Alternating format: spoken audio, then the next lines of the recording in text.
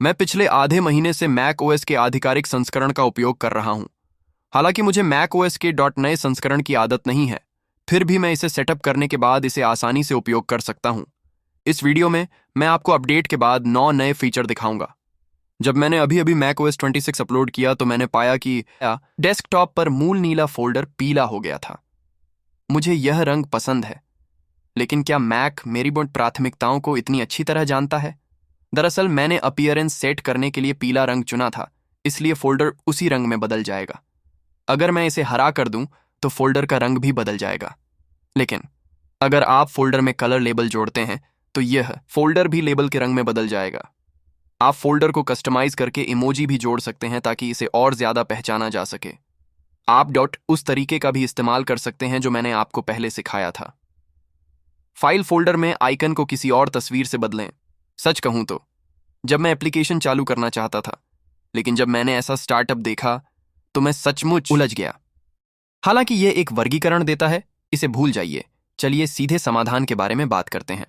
सरल बात यह है कि झूम खोलें, बाई एप्लीकेशन प्रोग्राम पर दाएं बटन पर क्लिक करें, प्रोग्राम में जोड़ने के लिए चुनें, फिर इसके डिस्प्ले तरीके को फाइल फोल्डर में बदलें ताकि सभी प्रोग्राम यहां प्रदर्शित हों और बड़े हों। अगर आप एप्लीकेशन वर्गीकरण दिखाना चाहते हैं तो उदाहरण के लिए मैं टेक्स्ट एडिटर और नॉन एडिटर के 2 एप्लीकेशन को वर्गीकृत करना चाहता हूं। आप बना सकते हैं एक एप्लीकेशन प्रोग्राम में फाइल फोल्डर, फिर इन 2 एप्लीकेशन पर दाएं बटन पर क्लिक करें, बॉडी बनाने के लिए चुनें। बॉडी आइकन को फाइल फोल्डर में खींचें जिसका नाम नोटबुक एप्लीकेशन है।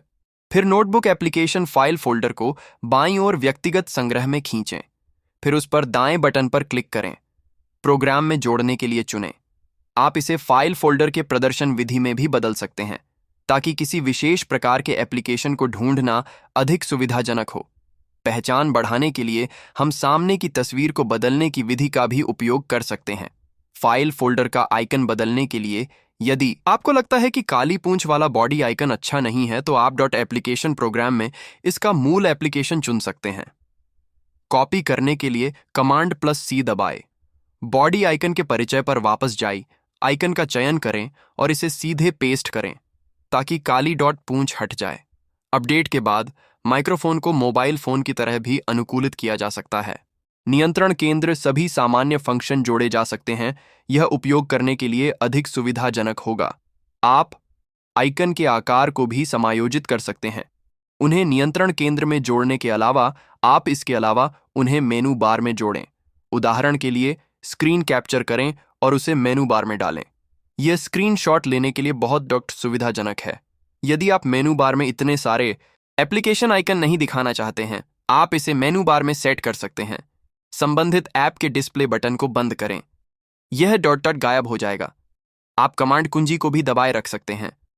मेनू बार में आइकन को उसी समय दबाए रखें, इसे नीचे खींचें और हटा दें। यदि आप इसे पुनर्स्थापित करना चाहते हैं तो बस इसका बटन खोलें। फोकस खोज के नए संस्करण में 4 श्रेणियां जोड़ी गई हैं। ये खोज को और भी विस्तृत बनाता है। चाहे वह सामग्री हो, एप्लीकेशन हो या शॉर्टकट कमांड, सीधे इस्तेमाल किया जा सकता है। और शॉर्टकट कमांड शॉर्टकट छोटे शब्द भी जोड़ सकता है। उदाहरण के लिए मेरे नोशन का कमांड और जापानी स्प्लिट स्क्रीन एक शॉर्टकट छोटा शब्द दर्ज करें। आप इसे भविष्य में सीधे शॉर्टकट छोटे शब्दों के लिए खोज कर भी जल्दी से पा सकते हैं। विशेष रूप से शॉर्टकट बोर्ड श्रेणी, मुझे लगता है कि यह बहुत व्यावहारिक भी है। चित्रों की तरह हमने अभी फाइल फोल्डर आइकन बदला है। यदि आप इसे बाद में उपयोग करना चाहते हैं तो आप इसे किसी भी समय कॉपी कर सकते हैं। यह बहुत अधिक सुविधाजनक भी है। आपको जिस पर ध्यान देने की आवश्यकता है वह यह है कि जब आप पहली बार शॉर्टकट बोर्ड फंक्शन का उपयोग करते हैं तो आपको इसे मैन्युअल रूप से चालू करना होगा। फिर इसका प्रोजेक्ट 8 घंटों के भीतर उपयोग किया जा सकता है। समाप्ति तिथि समाप्त हो गई है।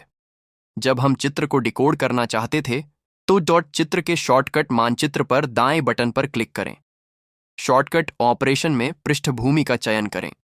यह एक पारदर्शी मानचित्र की एक अतिरिक्त पीएनजी छवि उत्पन्न करेगा। अब जब हम चित्र पूर्वावलोकन पर क्लिक करते हैं तो आप पाएंगे कि ऊपरी मेनू में एक अतिरिक्त पृष्ठभूमि आइकन है। इसे क्लिक करें और यह सीधे इस चित्र को एक पारदर्शी पीएनजी छवि में बदल देगा। यदि आप वापस लेना चाहते हैं तो आप Ctrl+Z दबा सकते हैं, फिर यह चित्र भी पुनर्स्थापित हो जाएगा। Phone.templifier macOS में भी उपलब्ध है। 26 मुझे लगता है कि यह ज्यादा व्यावहारिक है।